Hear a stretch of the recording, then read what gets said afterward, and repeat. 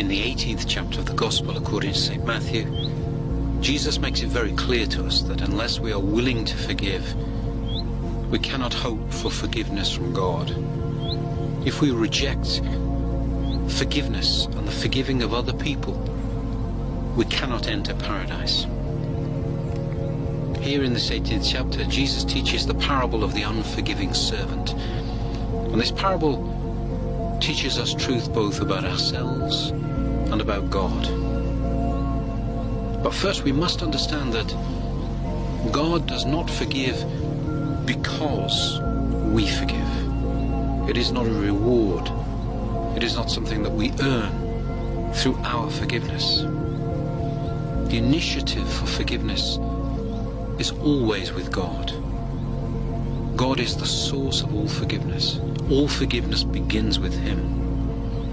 And the forgiveness we give others is not really our forgiveness, but the forgiveness of God. It is divine forgiveness that must pass through us, that must be shared through us.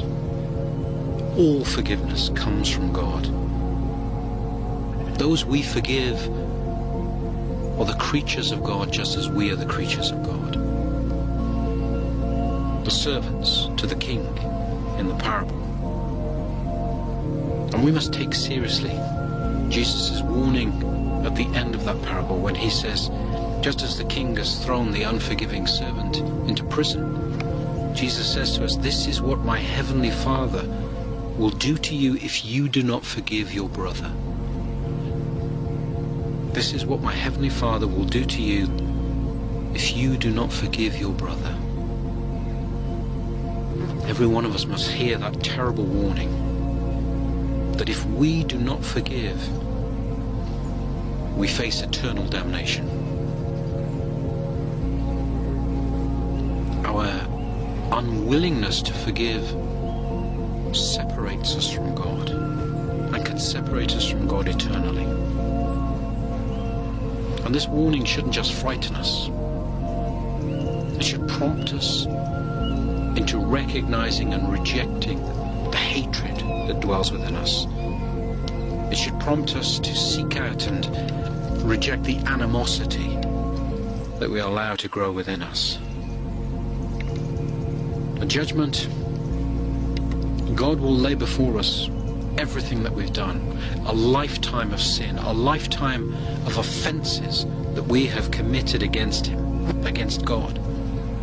Everything that He has been willing to forgive us of.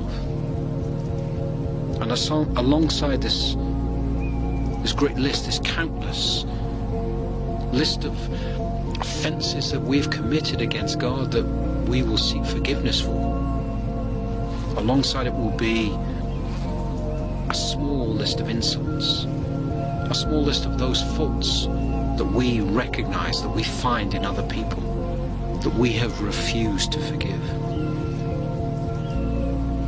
Christ calls us to show mercy for that which is temporary, that little evil that others have committed against us. And He calls us to do so that we don't commit eternal evil against the soul, our own soul. We must not condemn ourselves eternally by refusing to forgive the trivial things of this life, though we will tell ourselves that they are not trivial.